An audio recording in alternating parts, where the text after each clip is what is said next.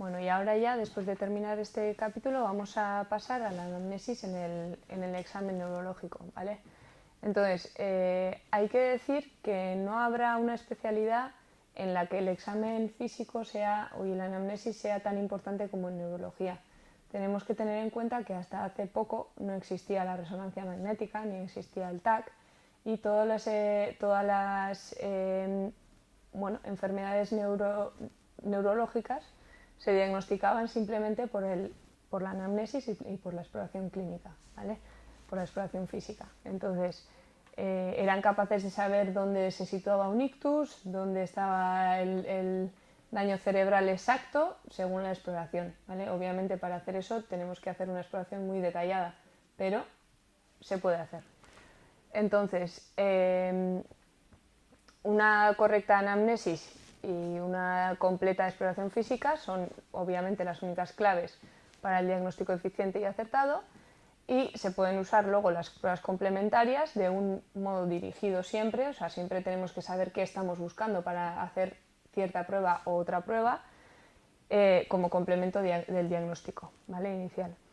Entonces, el diagnóstico neurológico incluye una serie de pasos que hay que seguir secuencialmente. Obviamente, una exploración neurológica detallada es muy larga y no se puede hacer siempre en todas las consultas. Entonces, lo que hay que hacer es primero una sospecha inicial y según la sospecha iremos dirigiendo esa exploración hacia esa patología, ¿vale? Entonces, lo primero de todo, obviamente, es la historia clínica, ¿vale?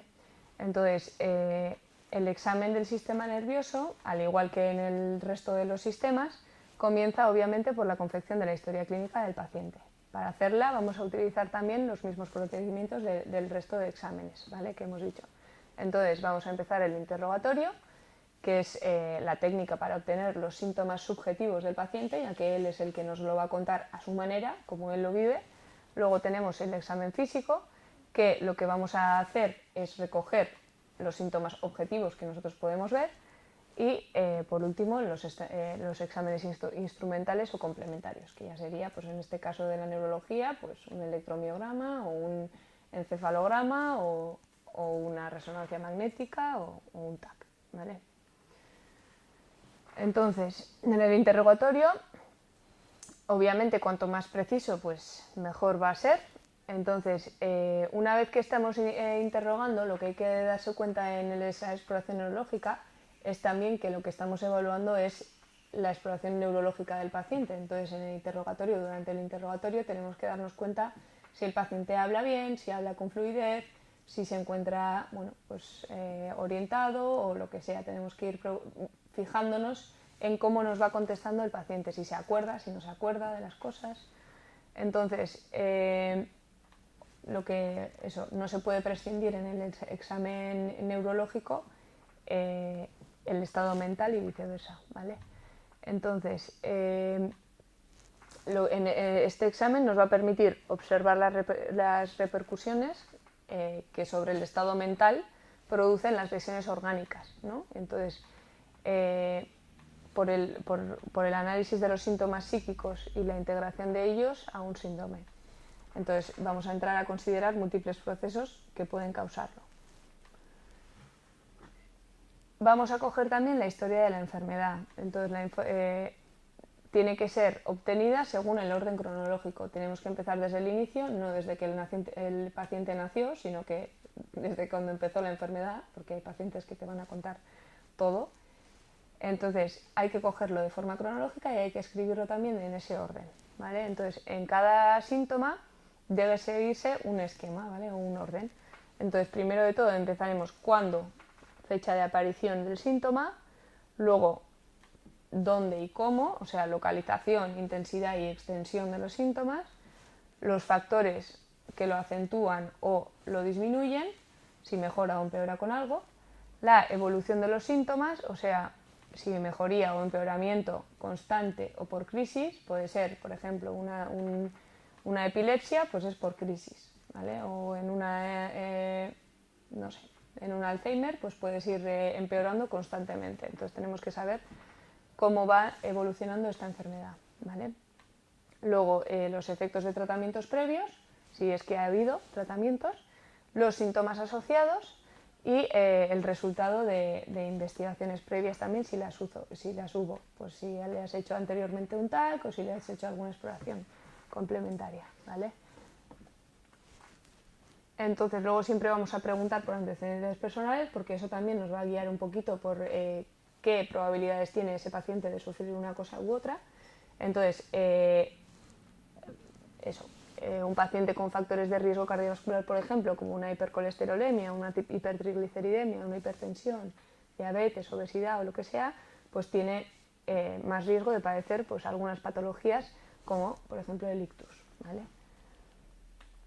Y luego los antecedentes familiares, porque en neurología tenemos bastantes enfermedades que son de herencia genética, ¿vale? Entonces los antecedentes pueden pasar, estas enfermedades pueden pasar de una generación a otra y hay que tenerlos en cuenta en el momento del interrogatorio. Entonces, por ejemplo, os he puesto algunos ejemplos que serían, por ejemplo, la corea de Huntington y la neuropatía sensitivo-motora hereditaria de Charcot-Marie-Tooth, tienen herencia dominante, ¿vale? Luego la enfermedad de Tay-Sachs y otras gangliosidosis o mucopolisacaridosis tienen herencia recesiva. Luego están las enfermedades de Duchenne y la adrenoleucodistrofia, que están vinculadas al cromosoma X, y la enfermedad de Leber, las encefalomiopatías mitocondriales, que se transmiten por ADN mitocondrial, ¿vale? Entonces hay que tenerlas en cuenta si queremos diagnosticar a algún paciente de estas enfermedades, porque no son enfermedades muy típicas, entonces hay que tenerlas en cuenta. Entonces, aquí vemos un poquito la generalidad del sistema nervioso, o lo que sería el cerebro con el cerebelo y la circulación, ¿vale?, del líquido encefalorraquídeo. Entonces vamos a empezar con el examen físico. Entonces, en este apartado vamos a estudiar las alteraciones que se pueden encontrar en cada una de sus partes. Entonces, lo que hay que hacer es siempre seguir un orden y hay que mirar todos los puntos que vamos a ver en este caso, ¿vale? Entonces, serían 14 puntos donde vamos a evaluar pues todas las características neurológicas que tenemos. Entonces, el punto número 1 serían la facies o la cara, la expresividad de la cara. El punto número 2 sería la marcha, cómo camina el paciente, cómo se mantiene estático. El tercer punto serían los pares craneales, que serían esos nervios que salen del cerebro hacia la cabeza y cuello. El cuarto punto sería la motilidad y luego a partir de ese punto lo seguiríamos explorando en los años posteriores, ¿vale?